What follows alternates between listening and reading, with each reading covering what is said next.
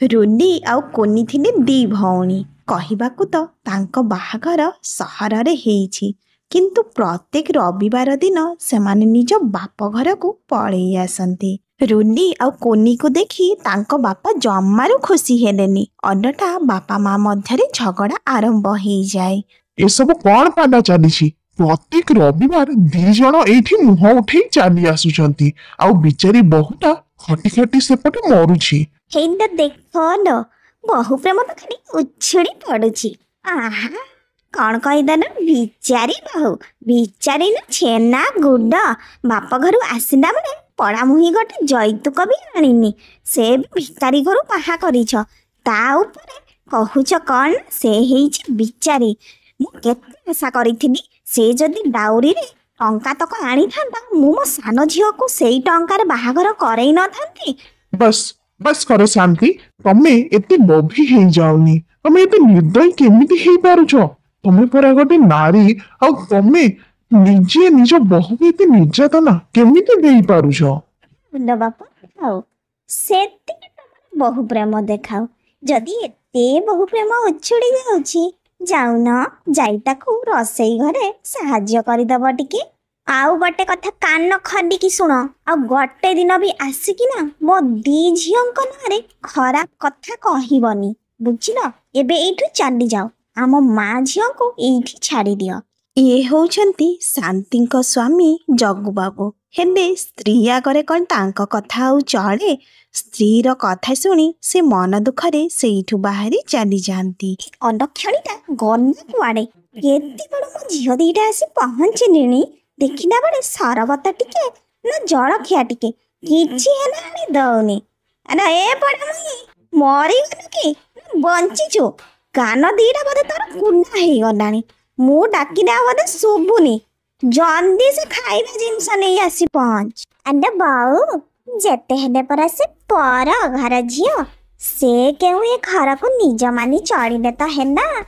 ଆହୁରି କହିଦଉଛି ଶୁଣ, ତୋ ଭଳିଆ ଶାଶୁ ପାଇଛି କହି ଏ ଘରେ ସେ ଚଳିଛି। ଆଉ କାହା ଘରେ ଥିଲେ ନା ଆଜିର ତାକୁ ବିଦା କରିସାରନ୍ତି। ଶୁଣ ବୋଉ, ଭାଇ ଏମିତି କଣ ବାରରେ ଆସିବ ସେଠୁ ସାଙ୍ଗାଳ ଖଣ୍ଡେ ଧରି ଆସିଲା। ଶୁଣ, ସେ ପରଘରିକୁ କେବେ ହେଲେ ମୁଣ୍ଡରେ ବସେଇବୁନି, ନହେଲେ ତତେ ଏକାଥରେ ବିଧା ଗଇଠା ଦେଇକି ସେ ଘରୁ ବାହାର କରିବ। ସେ ମିତା ସେପଟେ ରୋଷେଇ ଘରେ ରୋଷେଇ କରିବାରେ ବ୍ୟସ୍ତ ଥାଏ, କିନ୍ତୁ ଏ ତିନି ଜଣ ବାହାରେ ଯେମିତି କଥା ହଉଥାନ୍ତି, ସବୁ କଥା ତା କାନରେ ବାଜୁଥାଏ।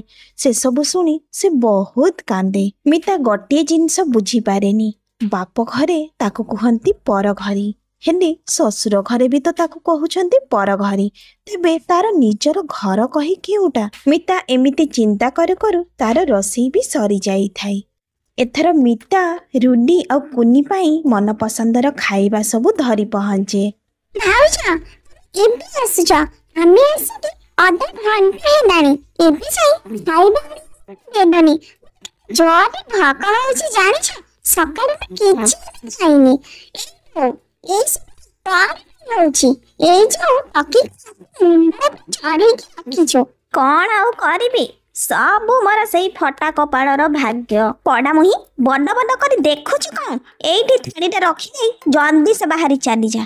ଭାବୁଛୁ ନା ଆମ ମାନଙ୍କ କଥା ଶୁଣିବୁ? ଆଉ ମୋ ପୁଅ ଆସିଲେ ଆମ ନାଁରେ ତାକୁ ବନେଇ ଚୁନେଇ କହିବୁ ନା। ଜଲ୍ଦି ସେ ଥାଳି ରଖିଦେଇ ଏଇଠୁ ବାହାରି ଚାଲିଯା। ମିତା ଶାଶୁଙ୍କ ଠାରୁ ଏମିତି କଥା ଶୁଣି ଥାଳିଟାକୁ ନେଇ ଟେବୁଲ ଉପରେ ରଖିଦିଏ। ମିତା ଥିଲା ଘରର ବଡ଼ ବୋହୂ, ହେଲେ ତାକୁ ସମସ୍ତେ ଚାକରାଣୀ ଭଳିଆ ଦେଖନ୍ତି। ମିତା କାହାକୁ ହେଲେ ନିଜ ମନ କଥା ଖୋଲି କହିପାରେନି, କାହିଁକି ନା ତା ସ୍ୱାମୀ ସହରରେ ରହୁଥିଲେ, ଆଉ ସେ ରହୁଥିଲା ଶାଶୁ ଶ୍ୱଶୁରଙ୍କ ପାଖରେ। ତା ସ୍ୱାମୀ ବିକାଶ ପ୍ରତ୍ୟେକ ଶନିବାର ଦିନ ଆସନ୍ତି, ରବିବାର ରୁହନ୍ତି, ଆଉ ସୋମବାର ଦିନ ସକାଳୁ ପୁଣି ଥରେ ଅଫିସକୁ ବାହାରି ଯାଆନ୍ତି। ବିକାଶ ମିତାର ମନ କଥା ବୁଝିପାରେ, ତାକୁ କାନ୍ଦିବାକୁ ବି ମନା କରେ, କୁହେ ଯେ ଏସବୁ କିଛି ଦିନ ପାଇଁ, ଧୀରେ ଧୀରେ ସବୁ କିଛି ଠିକ୍ ହେଇଯିବ, ତମେ ଜମାରୁ ବ୍ୟସ୍ତ ହୁଅନି। ଏମିତି କହି ସେ ତାକୁ ସାନ୍ତ୍ୱନା ଦିଏ, କିନ୍ତୁ ମିତା ମନ ଜମାରୁ ବୁଝେନି। ଆଗରୁ ତ ରୁନି ଆଉ କୁନି ଖାଲି ଆସି ମୋ ନାଁରେ ମାଙ୍କୁ ଶିଖେଇ ଦେଇ ଯାଉଥିଲେ। ହେଲେ ଏଥର ମାଙ୍କ ମନ କଣ ହେଇଛି କେଜାଣି, ସେ ବାପାଙ୍କୁ ଆଉ ମତେ ନେଇ ଯୋଡ଼ିକି କଥା କହୁଛନ୍ତି। ଏଇଟା କେତେ ଖରାପ କଥା କହିଲ ଦେଖି। ଯେତେ ହେଲେ ତମେ ଘରେ ନାହ କହି ମତେ କଣ ଏତେ କଥା ଶୁଣିବାକୁ ପଡିବ? ବୋଉ କାହିଁକି ବୁଝୁନାହାନ୍ତି କେଜାଣି। ମିତା, ତମେ ଜମାରୁ କାନ୍ଦନି।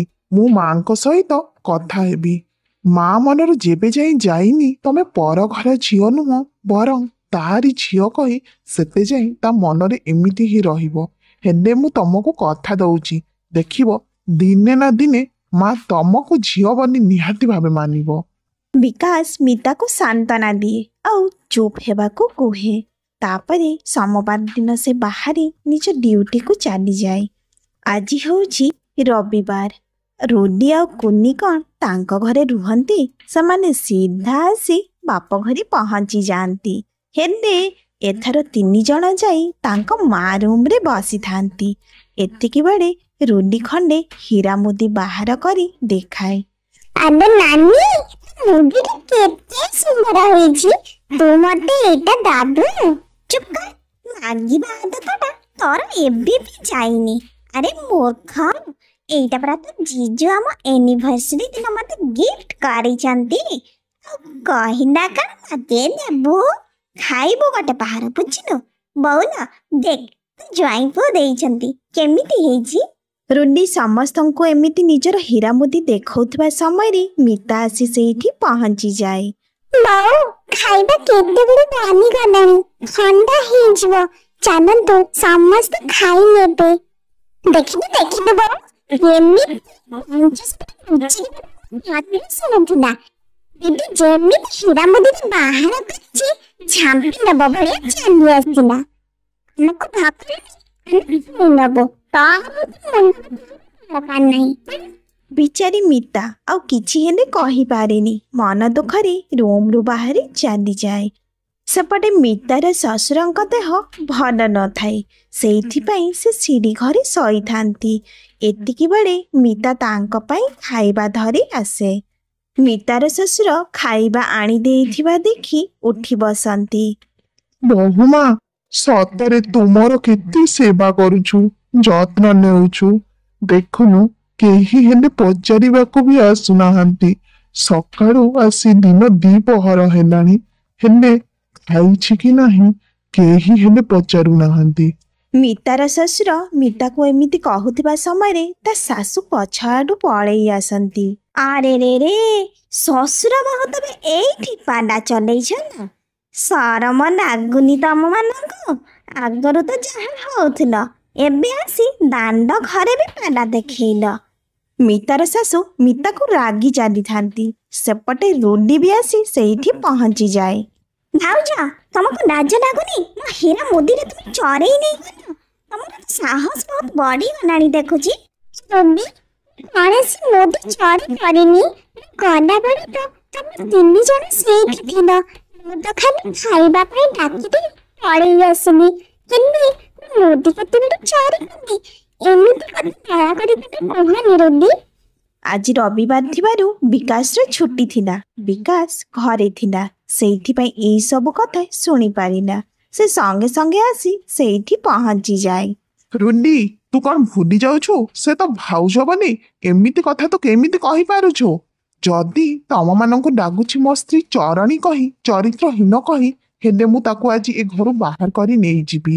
ହେଇଟି, ତମେ ଆଉ ବଗ ଭଳିଆ ସେ ଉପରେ କାହିଁ ବସିଛ? ଯାଉନ, ତୁମ ପୁଅ ବୋହୂ ପରା ଘରୁ ବାହାରିକି ଯାଉଛନ୍ତି। ତମେ କଣ ତାଙ୍କ ସାଙ୍ଗରେ ଆଉ ଯିବନି? ଛି ଛି ଶାନ୍ତି, ତମ ମୁହଁରେ ଟିକେ ହେଲେ ଲାଜ ନାହିଁ। ଦୟାକରି ଭଗବାନଙ୍କୁ ତ ଟିକେ ଡର। ତମେ କେମିତି କଣ କଥା କହୁଛ ଟିକେ ହେଲେ ଜାଣିପାରୁଛ? ଆଲୋ ବୋହୂ, ମୁଁ ତ ବାପାକୁ କଥା ଦେଇଥିଲି, ବୋହୂ ନେଇକି ଯାଉଛି, ହେଲେ ଝିଅ କରି ରଖିବି କହି। ହେଲେ ମା, ମୁଁ ସେ କଥା ରଖିପାରିଲିନି।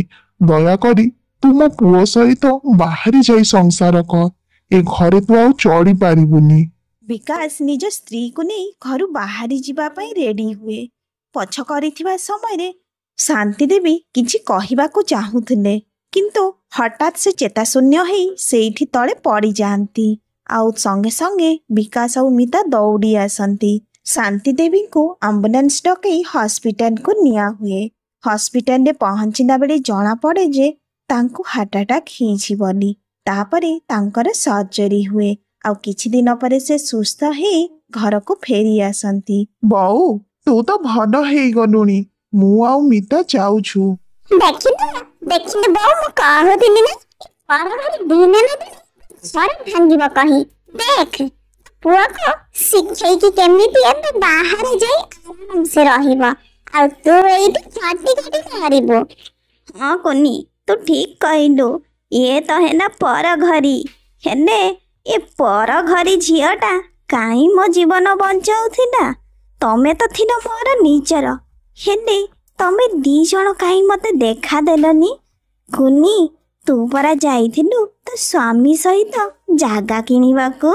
ଆଉ ରୁଲି ତୁ ଯାଇଥିଲୁ ପରା ତୋର ଗହଣା କିଣିବାକୁ। ସେତେବେଳେ ମାର ଯେତେବେଳେ ଟଙ୍କା ଦରକାର ହେଲା ତମମାନଙ୍କ ପାଖରେ ପଇସା ନଥିଲା ହେଲେ ସେସବୁ କରିବା ପାଇଁ ବହୁତ ଟଙ୍କା ଥିଲା। ଏବେ ମୁଁ ଠିକ ବୁଝିପାରୁଛି କିଏ ହେଉଛି ପର ଆଉ କିଏ ନିଜର। ଆଲୋ ରୁଲି ଆଉ କୁନି କାନ ଖୋଲିକି ଶୁଣ। ମୋ ଘର ଭାଙ୍ଗନି ଯାଇ ନିଜ ଘର ସଜାଡ଼ ଆଉ ଦିନେ ଯେମିତି ଏଇଠି ନ ଆସ। ମାଙ୍କ ପାଖରୁ ଏମିତି କଥା ଶୁଣି ରୁଲି ଆଉ କୁନି ତ ଏକା ବେଳେ ନିଜ ଘରକୁ ଛୋ। ଆଲୋ ଏ ପଡ଼ା ମୁହିଁ ଯଦି ତତେ ଘର ଛାଡ଼ି ଯିବାର ହିଁ ଥିଲା ମୋ ଜୀବନଟା କାହିଁ ବଞ୍ଚେଇକି ଆଣୁଥିଲୁ। ଏବେ ତୁ ଗଲା ପରେ ତ ମୁଁ ଏକା କାମ କରି କରି ମରିବି ଆଉ କ'ଣ ବଞ୍ଚିବି। ତୁ ମୋ ବୋହୂ ନୁହଁ ଲୋ ମା। ତୁ ଆଜି ପାଖରୁ ହେଲୁ ମୋ ଝିଅ ଆଉ ତୁ ହେଲୁ ମୋ ନିଜର ଝିଅ। ମାଧବପୁରରେ ରଘୁ ନାମରେ ଗୋଟେ ଗରିବ ଚାଷୀ ରହୁଥିଲା। ସେ ତା ବିଲରେ ଚାଷବାସ କାମ କରେ। ରଘୁର ସ୍ତ୍ରୀ ଗୀତା ଖାଇବା ପାଇଁ ପଖାଳ ନେଇ ରଘୁ ପାଖକୁ ଯାଏ। ସେପଟେ ରଘୁ ତା ବଳଦକୁ ଚରିବା ପାଇଁ ଫିଟେଇ ଦେଇ ନିଜେ ପଖାଳ ଖାଇବା ପାଇଁ ସ୍ତ୍ରୀ ସହିତ ବସିଯାଏ। ଘରେ ଲୋକ କହିଲେ କେବଳ ରଘୁର ବାପା, ତା ମା ତ ଆଗରୁ ଚାଲି ଯାଇଥାନ୍ତି। ଗୋଟେ ଦିନ ରଘୁର ବାପାର ଦେହ ବହୁତ ଖରାପ ହେଲା। ବାପା ରଘୁ ମତେ ଲାଗୁଛି ମୁଁ ଆଉ ବଞ୍ଚିବିନି। ତୋ ଭାଇ ରାଜୁ ପାଖକୁ ଖବର ଦିଆ ହେଇଥିଲା ସେ ଏବେ ଯାଇ ପହଞ୍ଚିଲାନି। ତାକୁ ଟିକେ ଦେଖିବାକୁ ବହୁତ ଇଚ୍ଛା ଥିଲା। ବାପା ତମେ ଜମାରୁ ଚିନ୍ତା କରନି ଭାଇ ଏବେ ପହଞ୍ଚି ଯିବେ। ମୁଁ ତାଙ୍କୁ ଖବର ଦେଇ ଦେଇଛି। ତମେ ଜମାରୁ ବ୍ୟସ୍ତ ହୁଅନି ବାପା ତମର କିଛି ହେଲେ ହବନି। ବାପା ରଘୁ ମୁଁ ମୋ ଦି ପୁଅଙ୍କୁ ଭଲ ଭାବେ ଚିହ୍ନି ସାରିଛି। ଯେଉଁ ପୁଅ ମୋର 2 ବର୍ଷରେ ଥରେ ହେଲେ ଘରେ ପାଦ ଦେଇନି ଆଜି ଯେବେ ଖବର ପାଇଲା ବାପା ତାର ମୃତ୍ୟୁ ଶେଷରେ କହି ସେତେବେଳେ ସେ ଆସୁଛି। ଜାଣିଛୁ ସେ ମୋ ପାଇଁ ଆସୁନି ସେ ସମ୍ପତ୍ତି ପାଇଁ ଆସୁଛି। କାଳେ ତା ସମ୍ପତ୍ତିରେ ଭାଗ କମିଯିବ କହି। ଛି ବାପା ଆପଣ ଏଇଠି କଥା କହୁଛନ୍ତି। ଆପଣ ହେଲେ ଆମର ବଡ଼ ସମ୍ପତ୍ତି। ଆପଣ ବଞ୍ଚିଥିଲେ ଆମେ ସମସ୍ତେ ଖୁସିରେ ରହିବୁ। ସମ୍ପତ୍ତି ବାଡ଼ି ଆମର କ'ଣ ହେବ। ବାପା ଆପଣ ଏମିତି କଥା କୁହନ୍ତୁନି। ଗୀତା ନିଜ ଶ୍ୱଶୁରଙ୍କୁ ଏମିତି କହୁଥିବା ସମୟରେ ଗୀତାର ଶ୍ୱଶୁର ସବୁଦିନ ପାଇଁ ଆଖି ବୁଜି ଦିଅନ୍ତି ଆଉ ଗୀତା ଭ ଭ ହେଇ କାନ୍ଦିବାକୁ ଲାଗେ। ବାପା ବାପା ଉଠନ୍ତୁ ନା କ'ଣ ହେଲା ବାପା ଆପଣଙ୍କର। ଏବେ ତ ଆପଣ କଥା କହୁଥିଲେ ବାପା। ବାପା ମରିଯିବାର ଜାଣି ରଘୁ ଆଉ ଗୀତା ବହୁତ କାନ୍ଦିଲେ। ହେଲେ ସେତେ ଯାଇ ବି ତାଙ୍କ ବଡ଼ ଭାଇ ଭାଉଜ ଆସି ପହଞ୍ଚି ନଥାନ୍ତି। ବାପା ଚାଲିଯିବା ପରେ ବଡ଼ ପୁଅ ରାଜୁ ଆଉ ବୋହୂ ମିତା ଆସି ପହଞ୍ଚି ଯାଆନ୍ତି। ଭାଇ ତମେ ଆସିବାରେ ଡେରି କରିଦେଲ। ଆଉ ଟିକେ ଆଗରୁ ଯଦି ଆସିଥାନ୍ତ ହେଲେ ବାପାଙ୍କ ସହିତ କଥା ହେଇପାରିଥାନ୍ତ। ବାପା ଆମକୁ ଛାଡି ଚାଲିଗଲେ। ଆମେ ଆଉ କ'ଣ କରିପାରିବା। ବାପାଙ୍କର ତ ବୟସ ବି ହେଇଯାଇଥିଲା ଆଉ କେତେଟା ଦିନ ଯେ ବଞ୍ଚିଥାନ୍ତେ। ହେଲେ ରଘୁ ବାପା ମଲା ପୂର୍ବରୁ କିଛି କହୁଥିଲେ କି? ନା ଭାଇ, ସେମିତି ତ କିଛି କହିନାହାନ୍ତି, ହେଲେ ଆପଣଙ୍କୁ ଆଉ ଦିଦିଙ୍କୁ ଦେଖିବେ କହି ବହୁତ ମନ କରିଥିଲେ, ଅନେଇକି ରହିଥିଲେ। ହେଇ ଟିକେ ଆଗରୁ ତାଙ୍କ ଆଖି ବନ୍ଦ ହେଇଗଲା, ଆଉ ସେ ଏ ଦୁନିଆରେ ନାହାନ୍ତି। ଆମକୁ ଏକା ଛାଡି ଚାଲିଗଲେ ବାପା। ନା ଗୀତା, ତମ ଭାଇଙ୍କର କହିବା ମାନେ ଜମିବାଡି ଉପରେ କିଛି କଥା କହୁଥିଲେ କି? ହଁ ରଘୁ, ବାପା କହୁଥିଲେ କି ଜମିବାଡି ଭାଗ ବଣ୍ଟା କଥା କିଛି? ନା ଭାଇ, ବାପା ସେମିତି କିଛି ତ ଜମିବାଡି ଉପରେ କହିନାହାନ୍ତି। ହେଲେ ଭାଇ, ବର୍ତ୍ତମାନ ଆମକୁ ତ ବାପାଙ୍କର ଶେଷକୃତ୍ୟ କରିବା ପାଇଁ ହିଁ ପଡିବ। ଏସବୁ କଥା ତ ଆମେ ପରେ ବି ହେଇପାରିବା। ରାଜୁ ଆଖିରେ ନିଜ ବାପାର ମୃତ୍ୟୁ ପାଇଁ ଟିକେ ହେଲେ ବି ଲୁହ ନଥିଲା।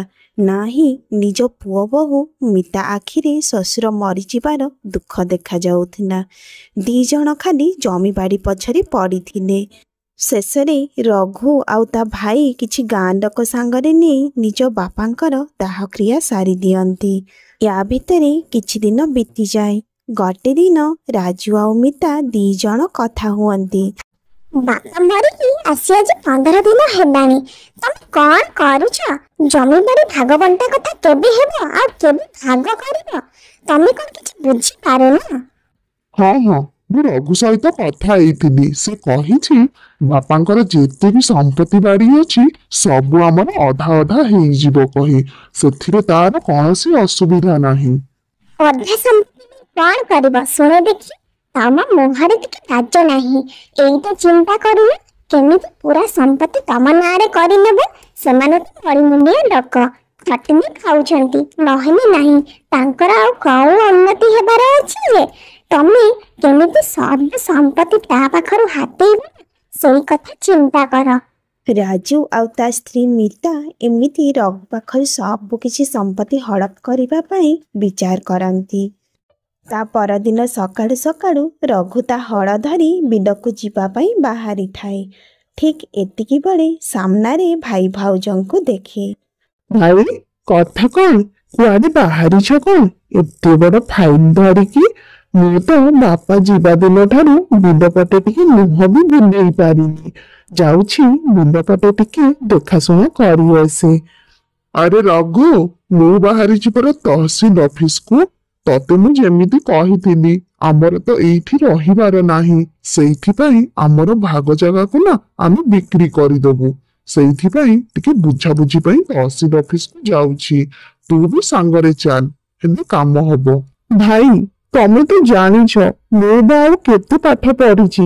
ଖାଲି ନିଜର ଟିକେ ଦସ୍ତଖତ ମାରି ଜାଣିଛି, ନହେଲେ ପାଠଶାଠ ମୋର କାହିଁ ଯେ ମୁଁ ଯିବି ତହସିଲ ଅଫିସ। ଆଉ ଏମିତିରେ ବି କାଲି ରାତିରେ ବହୁତ ଜୋରରେ ବର୍ଷା ହେଇଛି। ଆଜି ଟିକେ ବିଲ ପଟେ ଯାଇ ହଳଟା କରିଦିଏ। ତମେ ତ ମୋର ବଡ ଭାଇ, ତମେ ତ ଏତେ ପାଠ ପଢିଛ, ତମେ ସବୁ କିଛି ଜାଣ, ତମେ ହିଁ ଯାଅ। ରାଜୁ ମନେ ମନେ ତ ଏଇ କଥା ଚିନ୍ତା କରୁଥିଲା, କେମିତି ରଘୁ ତା ସାଙ୍ଗରେ ନ ଯାଉ କହି। ୟା ପରେ ରଘୁ ଭାଇ ଭାଉଜଙ୍କ ସହିତ କଥା ହେଇସାରି ବିଲ କାମ କରିବା ପାଇଁ ନିଜର ହଳ ଲଙ୍ଗଳ ଧରି ବିଲକୁ ବାହାରି ଯାଏ। ସେଦିନ ରାଜୁ ଆଉ ତା ସ୍ତ୍ରୀ ମିତା ତହସିଲ ଅଫିସକୁ ନ ଯାଇ ଗାଁ ସାରା ଘୁରି ବୁଲନ୍ତି। ୟା ପରେ ସଞ୍ଜରେ ଆସି ଘରକୁ ପହଞ୍ଚନ୍ତି। ଗୀତା ଦି ଜଣଙ୍କୁ ପାଣି ପିଇବାକୁ ଦିଏ। ଠିକ୍ ଏତିକି ବେଳେ ରଘୁ ବି ଆସି ସେଇଠି ପହଞ୍ଚିଯାଏ। ଭାଇ, ଆଜି ତମର କାମ ଭଲ କି ହେଇଗଲା ତ? ଆରେ ରଘୁ, କଣ ଆଉ କାମ ହବ? କିଛି ବି ହେଇପାରିଲାନି। ତୁ ଜାଣିଛୁ, ବାପା ନା ବ୍ୟାଙ୍କରୁ ଲୋନ ନେଇଥିଲେ, ଯାହାକି ବର୍ତ୍ତମାନ ଆମମାନଙ୍କୁ ସୁଝିବାର ଅଛି।